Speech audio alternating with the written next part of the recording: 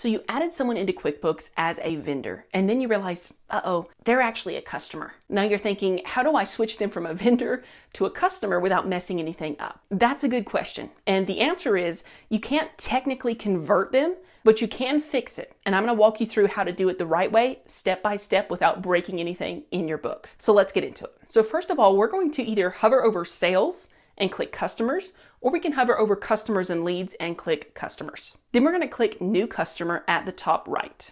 Now QuickBooks doesn't let you have the same exact name as both a vendor and a customer, so we're going to trick the system temporarily. So when you enter their name, make it one character different from the vendor name. So if the vendor was entered as Jane Doe, go with something like Jane S. Doe, or Jane with a C for customer in parentheses. That little difference is just a temporary workaround so we can make the swap. Then make sure to fill in any other contact info that you need entered here and hit save at the bottom right.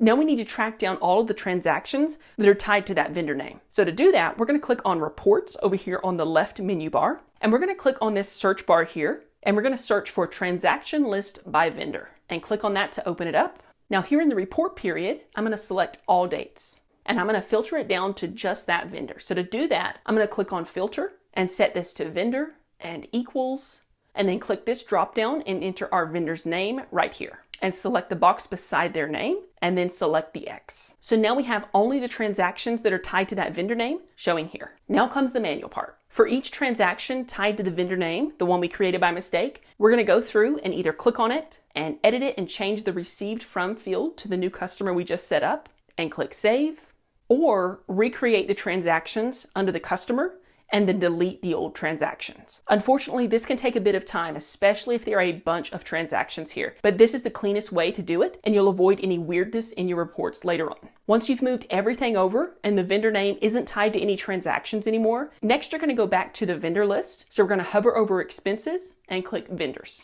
We're going to find our vendor, click the drop down arrow and click make inactive. QuickBooks is going to check with us to make sure we want to make them inactive. So we'll click yes, make inactive. Now we want to change our customer's name back to what it should have been all along now that that duplicate isn't an issue. So either hover over sales and click customers, or we can hover over customers and leads and click customers there. We're going to find our customer and click on them to open them up. Over on the top right, we'll click edit. And now let's correct that customer's name here in the customer display name. Make sure the name is also correct here in the name to print on checks field and any other fields. And then click save at the bottom right. And there we go. Now the name is right, the transactions are cleaned up, and your books are back on track. And hey, if this whole process made you think, yeah, I'd rather not be the person fixing this stuff, I totally get it. I help business owners clean up and manage their books so they can get back to doing literally anything else. If you're ready to hand off your bookkeeping to someone who actually enjoys it, shoot me an email. You'll find it in the description of this video. I'd love to hear from you.